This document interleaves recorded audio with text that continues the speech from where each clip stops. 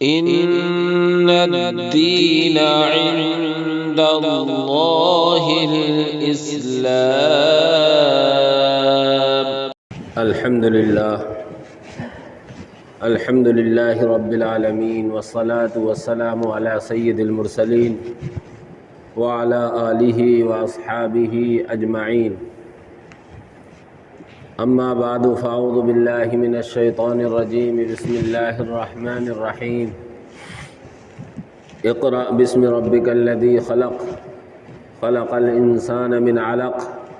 اقرأ وربك الأكرم الذي علم بالقلم علم الانسان ما لم يعلم. محترم بزرگوں، دوستو، اللہ جل جلالہ عما نوالہ نے اپنی ساری مخلوق میں سب سے اعلیٰ، سب سے افضل، سب سے برتر انسانوں کو بنایا ہے، اور اس کی وجہ یہ ہے کہ اللہ تبارک و تعالی نے انسان میں جو صلاحیت رکھی ہے وہ اللہ نے اپنی کسی دوسری مخلوق میں نہیں رکھی. اللہ نے جان سب کو دی ہے، جسم سب کو دیا ہے، لیکن ایک خاص امتیاز جو اللہ نے انسانوں کو دیا ہے وہ ہے عقل کا. عقل کی بنیاد پر اللہ تبارک و تعالی نے انسانوں کو اعلیٰ افضل بنایا ہے، باقی مخلوق پر برتری عطا فرمائی ہے. اور عقل علم حاصل کرنے کے جو ذرائع ہیں ان میں سے ایک ہے. کسی چیز کو جاننے کا جو ذریعہ ہے ان ذریعوں میں سے ایک ذریعہ عقل ہے.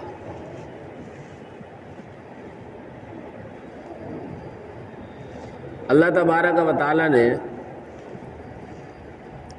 علم کے ذرائع میں سب سے پہلا ذریعہ ہماری آنکھ کو بنایا ہے، ہمارے کانوں کو بنایا ہے، ہمارے ہاتھوں کو بنایا ہے، ہماری زبان کو بنایا ہے. کچھ چیزیں تو ایسی ہیں جن کا علم ہمیں اپنی آنکھوں سے دیکھ کر ہوتا ہے، اور یہ آئے دن ہمارے آپ کے استعمال میں ہے.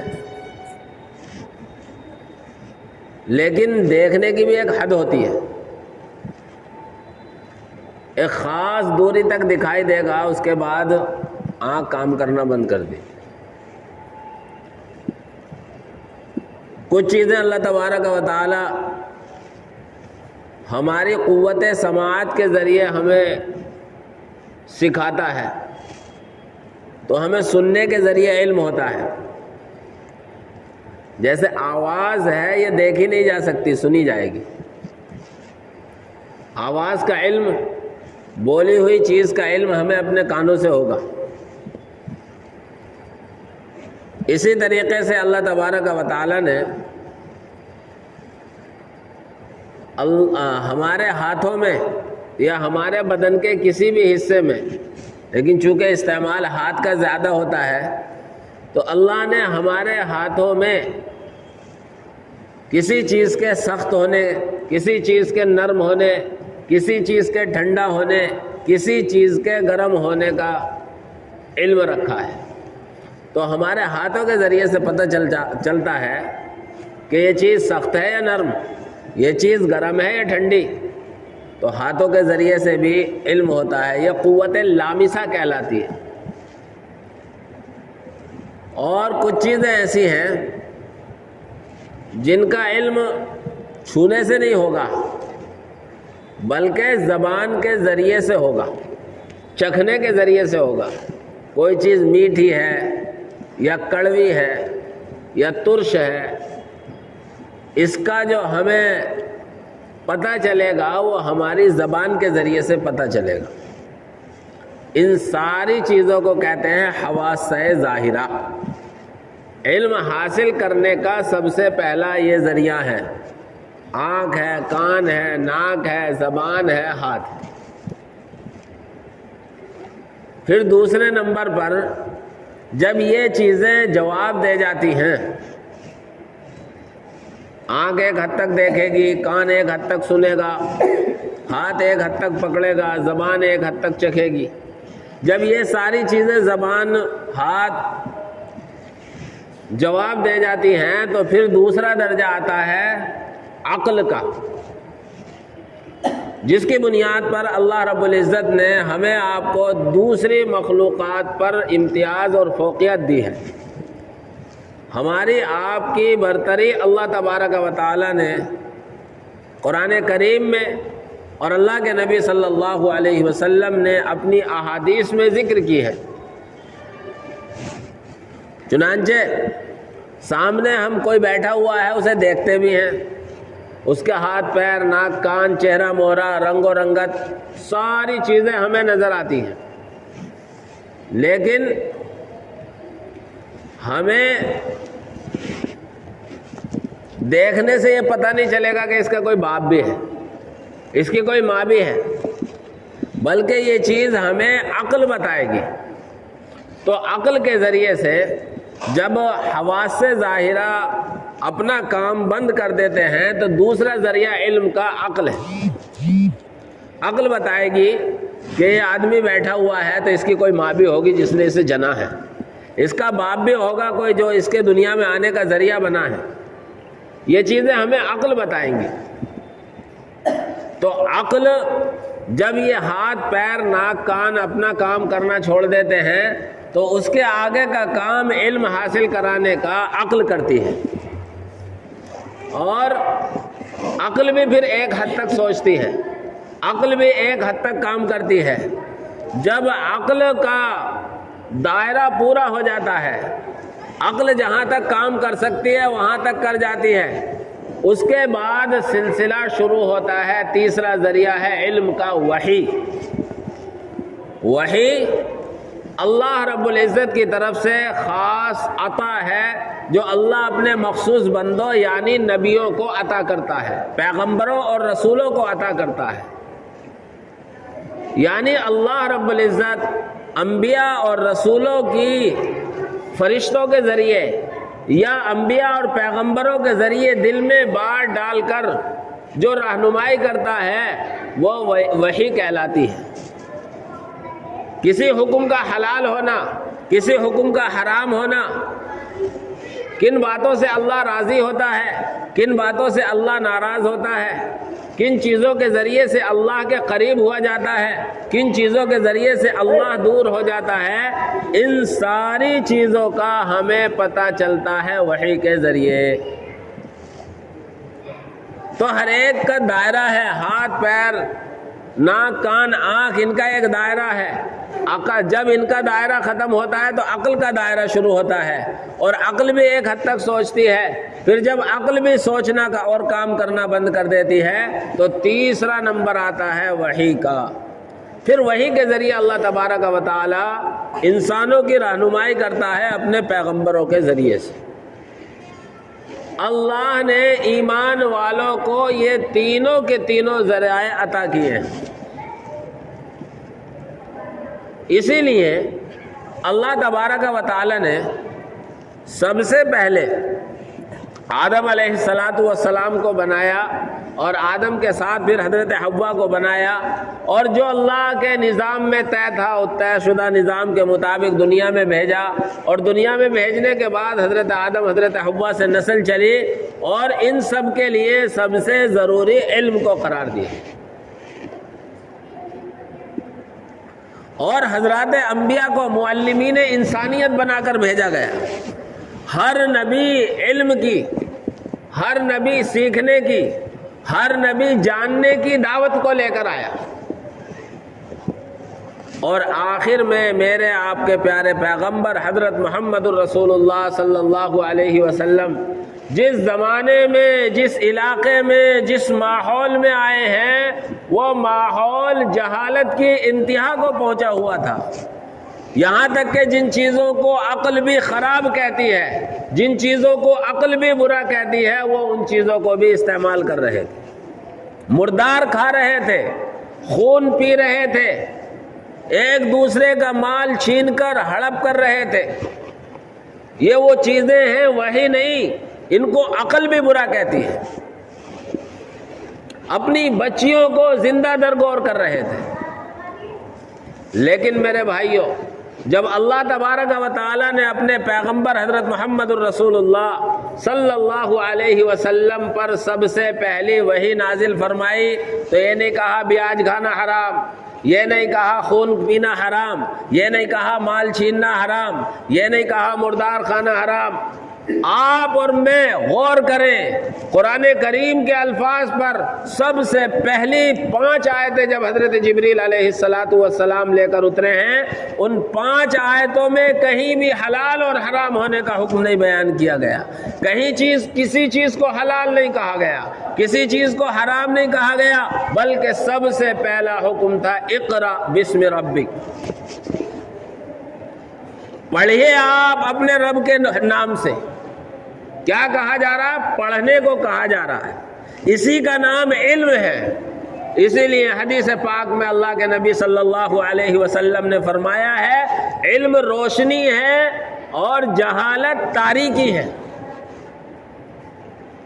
میرے بھائیوں، علم دینی ہو یا دنیاوی ہو، علم زندگیوں میں آئے گا تو روشنی آئے گی، علم زندگیوں میں آئے گا تو جہالت کی تاریکی چھٹ جائے گی، علم زندگیوں میں آئے گا تو سلیقہ آئے گا، علم زندگیوں میں آئے گا تو رہن سہن کا طریقہ آئے گا، علم زندگیوں میں آئے گا تو قوم ترقی کرے گی۔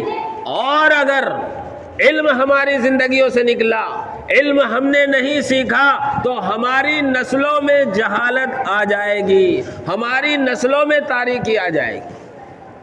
اسی لیے ساری برائیاں عربوں میں موجود تھیں، ساری برائیاں اس زمانے میں موجود تھیں، لیکن حکم ہو رہا ہے، سب سے پہلا حکم اللہ کا آ رہا ہے، سب سے پہلی وحی آ رہی ہے، کسی چیز کو حلال نہیں بتایا جا رہا، کسی چیز کو حرام نہیں بتایا جا رہا، ان ساری چیزوں کو نہیں چھیڑا گیا، سب سے پہلا حکم ہوا پڑھو،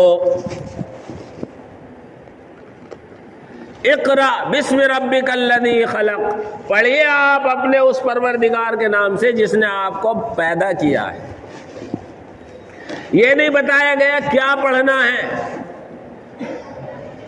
پڑھو، پڑھنے کا حکم ہے۔ علماء نے لکھا ہے دنیا کی ہر چیز پڑھی جائے، لیکن کیسے پڑھی جائے؟ بسم ربک، اپنے پروردگار کے نام سے، الذی خلق، جس نے پیدا کیا ہے، یعنی پڑھنے میں زمین سے آسمان تک ترقی کر جائے، لیکن کبھی اپنے پیدا کرنے والے کو نہ بھولے۔ اس لیے پڑھنا کیا ہے اس چیز کو نہیں بتایا گیا، پڑھنا ہے۔ اس لیے سائنس بھی پڑھو، ڈاکٹری بھی پڑھو، اور دوسری چیزیں بھی پڑھو، جغرافیہ بھی پڑھو، اللہ کی ساری مخلوق کو پڑھنا ہے، لیکن رب کے نام سے۔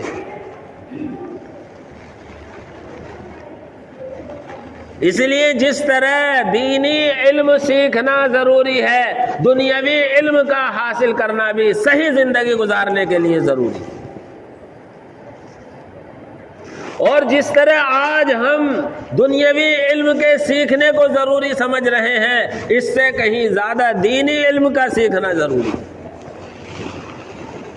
لیکن ہائے افسوس، ہماری مسلم قوم میں نہ دینی علم کے لیے بیداری ہے اور نہ دنیاوی علم کے لیے بیداری ہے۔ دینی درسگاہیں بھی خالی پڑی ہیں اور عصری درسگاہوں میں بھی ہماری مسلم قوم کے بچے نہیں پڑھ رہے۔ ہم نے اپنی ترقی کی معیار 10واں اور 12واں کو سمجھ لیا ہے، ہائی اسکول کیا لگ گیا کام سے، انٹر کیا لگ گیا کام سے۔ پہلی آفت تو یہ ہے کہ ہمارا مسلم نوجوان، ہمارے بچے پڑھنے ہی کو تیار نہیں، جبکہ میرے بھائیوں قرآن کا سب سے پہلا حکم پڑھنے کا ہے۔ ہماری قوم کے پچھڑنے کی، ہماری قوم کے پسماندگی میں جانے کی، ہماری قوم کے پیچھے رہ جانے کی اہم وجہ یہ ہے کہ آج ہم جو حکم اللہ نے سب سے پہلے نازل کیا تھا پڑھنے کا، اس سے انتہائی دور ہو. اور جب علم چھوٹے گا تو جہالت آئے گی، تاریکی آئے گی، اور اس تاریکی اور اس جہالت ہی کا نتیجہ ہے کہ ہماری قوم کا مستقبل، ہمارے یہ بچے جن کے ہاتھوں میں کتابیں ہونی چاہیے تھی اور راتوں کو کتابیں لے کر انہیں پڑھنے میں اپنی راتیں کالی کرنی چاہیے تھی، آج موبائل ہاتھ میں ہے، گندی نالی پر بیٹھا ہوا ہے، پیروں میں مچھر کاٹ رہے ہیں، ایک ہاتھ ادھر پیروں سے مچھر اڑانے میں ہے اور دوسرے ہاتھ سے موبائل کی اسکرین پر انگلی چل رہی ہے. وائے ناکامی متائے کارواں جاتا رہا، وائے ناکامی متائے کارواں جاتا رہا، کارواں کے دل سے احساس زیاں جاتا رہا. آج ہمیں یہ بھی احساس نہیں کہ ہم مسلم قوم کی ذمہ داری تھی پڑھنا. اور میرے بھائیوں، جس قوم نے پڑھا ہے، جس قوم نے علم حاصل کیا ہے، دینی ہو یا دنیاوی، اللہ نے اسے آگے بڑھایا ہے. اور آج بھی ایسا نہیں ہے. اگر قابلیت ہو تو وہ پیچھے رہ جائے، نہیں ہو سکتا. عصری علوم میں لے لو، ابھی چند سالوں کی بات ہے، موبائل مین کون تھا؟ آپ ہی کا آدمی تھا. دنیا میں اس کے چرچے تھے، دنیا میں اس نے اپنے علم کا، اپنی قابلیت کا لوہا منوایا ہے. اور آج بھی اللہ نے جو ہمیں تینوں ذرائع دیے ہیں، اللہ نے ہمیں عقل سلیم بھی دی ہے اور یہ حواس سے ظاہرہ بھی دیے ہیں، اور سب سے بڑا علم کا ذریعہ وحی بھی دی ہے، قرآن و حدیث بھی دیا ہے. وہ آج ہم پر ہے، لیکن افسوس اس سے ہم فائدہ نہیں اٹھا رہے، غیر اس سے فائدہ اٹھا رہے ہیں. اس لیے میرے بھائیوں، ضروری ہے کہ ہم اپنی نسلوں کے لیے، اپنی نسلوں کا صحیح مستقبل بنانے کے لیے اور اپنی نسلوں کو صحیح راہ پر لانے کے لیے انہیں علم سے روشناس کرائیں. مدارس بھی کھل رہے ہیں، اسکول اور کالج بھی چھٹی کے بعد کھلیں گے. اس لیے اپنے بچوں کے مستقبل کا فیصلہ کریں، اپنے بچوں کو دینی علم بھی دلائیں اور عصری تعلیم سے بھی آراستہ کریں.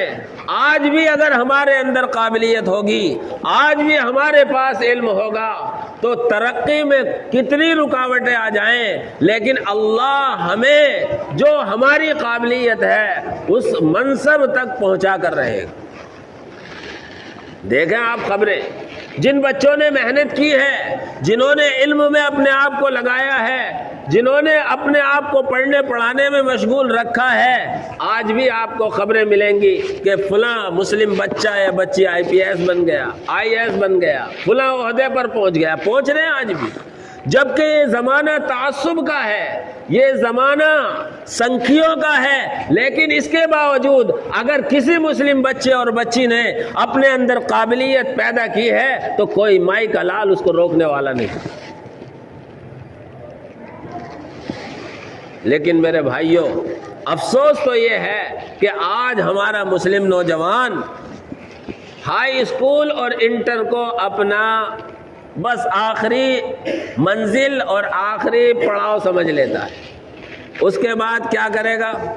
پہلے تو شروع سے ہی محنت نہیں کرتا، آگے کوئی ڈپلومہ کرنے کے لیے تیار نہیں ہے، آگے کسی چیز میں مہارت حاصل کرنے کے لیے تیار نہیں. ہاں ہم تیار ہیں گالیاں دینے کے لیے، ہاں ہم تیار ہیں دوسروں کے دامن کھینچنے کے لیے، ہاں ہم تیار ہیں کسی کی ٹوپی اچھالنے کے لیے، ہاں ہم تیار ہیں کسی کو بے عزت کرنے کے.